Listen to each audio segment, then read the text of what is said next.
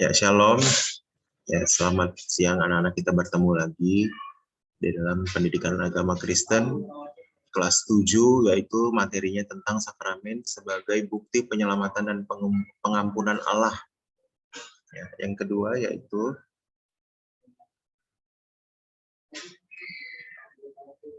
makna sakramen.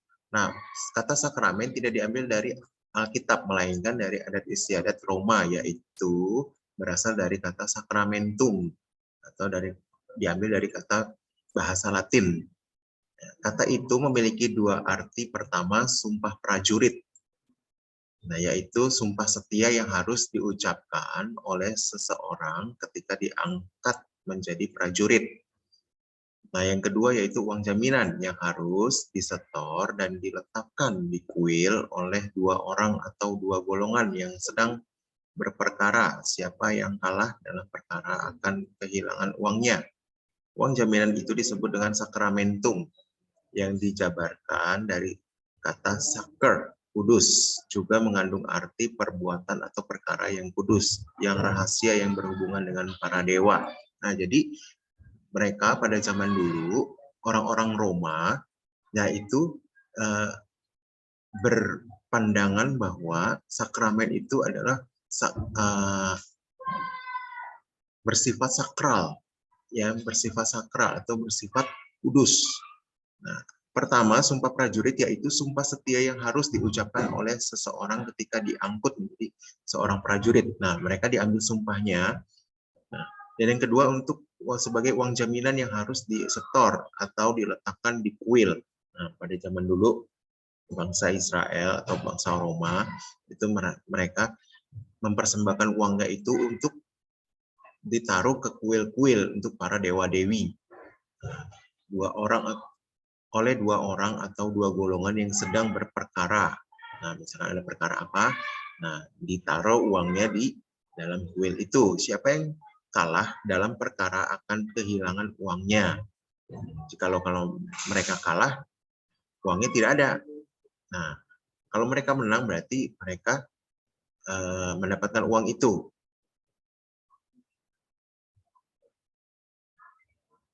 Ya, kata sakramen dipopulerkan oleh Tertullianus sekitar tahun 200, menjadi istilah teologi yang kemudian dipandang sebagai terjemahan dari kata Yunani, yaitu sakramentum. Nah, jadi bahasa Yunani sakramen yaitu sakramentum yang dipopulerkan oleh Tertullianus sekitar tahun 200. Nah, yang poin selanjutnya itu magisterion, yang diucapkan segala sesuatu yang telah dibuat Allah dengan pengantara Yesus Kristus demi keselamatan manusia, karena keselamatan itu disampaikan kepada orang beriman dalam ibadah, maka beberapa upacara ibadah disebut sakramentum.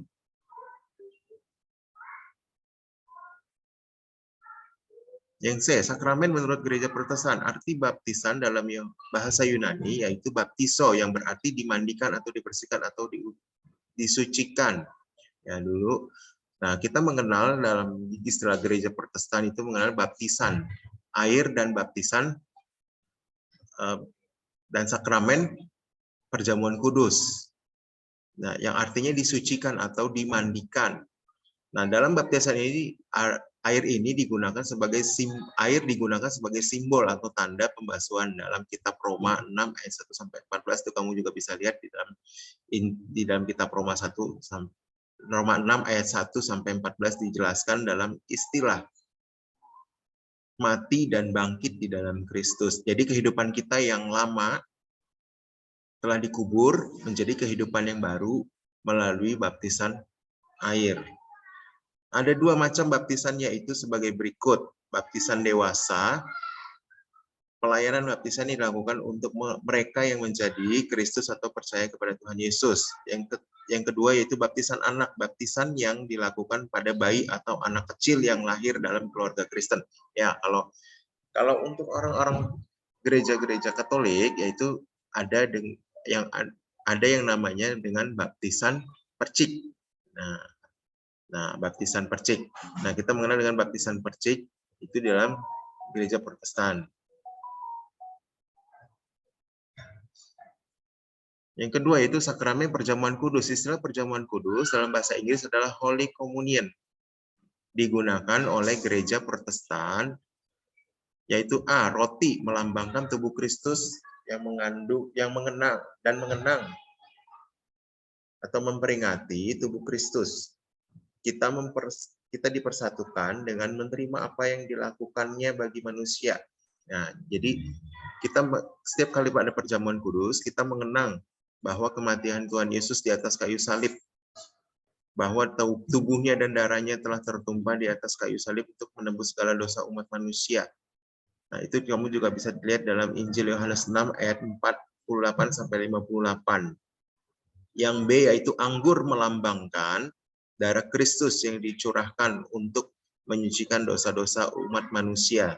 Nah, jadi anggur yang kita minum setiap bulan, nah itu melambangkan darah Kristus yang sudah yang telah tercurah untuk kita manusia, supaya dosa-dosa umat manusia diampuni, disucikan lagi.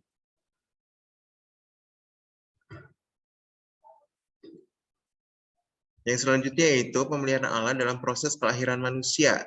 Dipandang dari segi ilmu pengetahuan atau biologik, kelahiran manusia ke dunia ini dimulai dari perkembangannya embrio dan uterus setelah terjadi pembuahan karena bertemunya sel sperma dan sel telur. Yang B, pemeliharaan Allah melalui napas hidup. Belajar dari cerita ilustrasi, yaitu seorang ibu mendatangi dokter saraf, "Dok, saya sudah bosan hidup. Rumah tangga kami tidak harmonis. Suami saya pemarah saat saya ingin mati saja." Sang dokter tersenyum "Oh, ibu sedang stres mikirin semuanya." Nah, jadi kita belajar dari ilustrasi ini. Jadi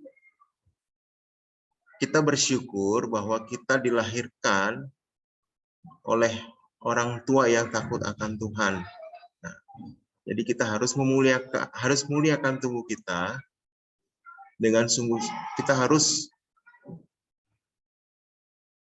hargai tubuh kita. Kita harus memuliakan Tuhan dengan tubuh, jiwa, dan roh kita.